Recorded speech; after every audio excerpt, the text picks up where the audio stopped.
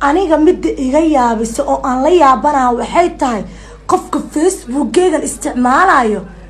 haba isticmaalee oo aniga lacag haba igu gurtee qofka bixinayaan la yaabanahay qofka bixinaya lacagta diray bil kasta $700 $800 cod ma ku siinooya ninkan oo cod ma ku dhiibo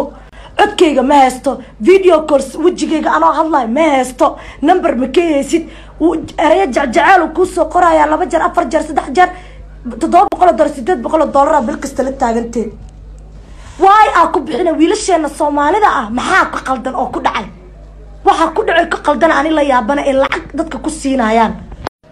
والله حتى وحن إلا وسيد فيسبوك لا استعمال ساعة مركز سودا لتجريهم بان أركون وحن ور إله ورسال لا استعمال أنت لقى مران تاجنا بليز أدان ولا شاذ أخي ولا شاويل وداد إيجا الشيء ولا شا جبر يداد إيجا الشيء رباط إذا قف كان